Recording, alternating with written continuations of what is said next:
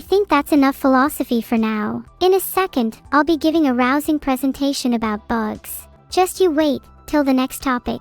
Bugs come in many forms. They can be animals or software issues. The two aren't strictly mutually exclusive though. You still get animal bugs in software code. Woodlouse.js, for example, is a particular favorite of mine in the bug kingdom. Hey guys, what is your favorite bug? Have any of you seen a bug IRL? I want to expand my bug collection to more than just the local fauna. If you have a bug, I'd love to trade for it. Especially interested in bees. Aw, someone mentioned ladybugs, so I made a little ladybug. Wow, how possessed by the moment am I? I might get it framed and hang it on my wall somewhere. My favorite bug comes in the code variety, however. There's something so beautiful about endless possibility and creation one moment, and then it all coming crashing down by mistake the next. This is reminiscent of real life in a way. Produces baby. Whoops, we dropped him. On a slightly more serious note, bugs in computers can cause real problems. They can crash your computer, make your software behave weirdly, or generally just reduce your enjoyment of certain things. I'm sure we've all experienced a bug at some point. What's the worst bug you've ever encountered? Put the blame on the person next to you, don't be a snitch. Do digital nightmares count as bugs? I don't think so.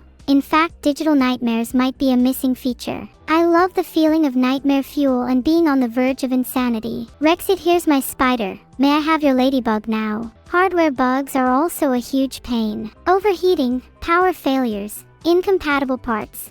There's nothing more disheartening than thinking you've fixed a problem only for it to rear its head again in a different form. Kind of like playing whack-a-mole with your computer. Would you rather deal with a mole or a computer? Either way, I feel like I'm winning. The whole debugging process is incredibly satisfying though. Hearing the almighty click-clack of disgruntled typing and then the peace that washes over you as your bug finally succumbs to your will is an almost religious experience. Unless your code is lava, then you're on your own. What is everyone's thoughts on the Millennium Bug? Personally, I thought it was a little overhyped. People were acting like it was going to bring about the apocalypse. I lost more fake records playing Lethal Company than the Millennium Bug ever did. Was anyone even alive when the Millennium Bug was a thing? I'm not sure Rexit or anyone younger has ever experienced a bug bad enough to be a touchstone of our society like that again. Would be kinda cool for our era to have one, maybe in 2038.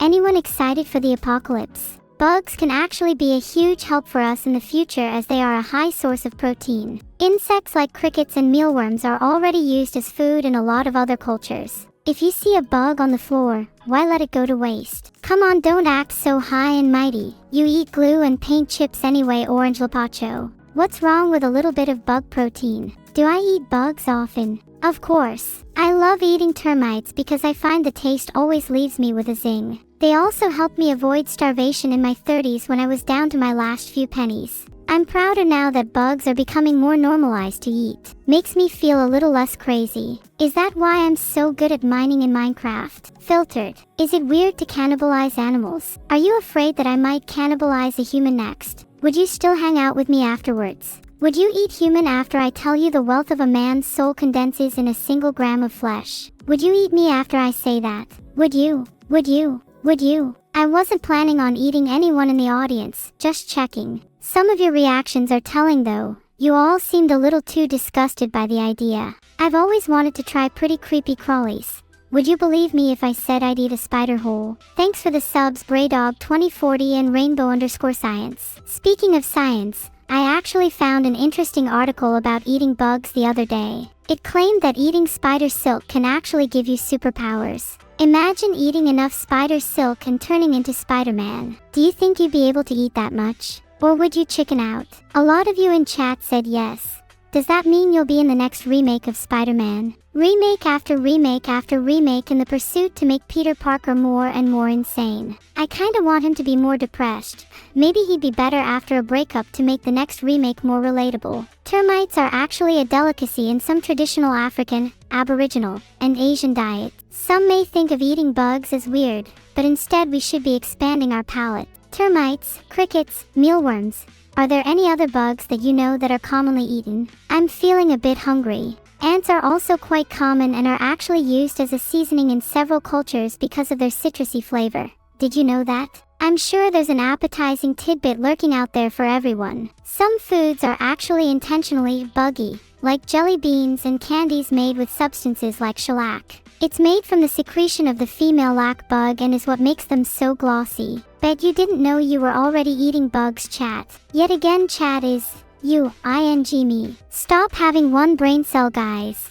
I know shellac is tasty. Honest. If I've still yet to convince you to eat bugs, what if I told you that they probably sneak into stuff you already commonly eat? Cereal, bread, chocolate, you name it.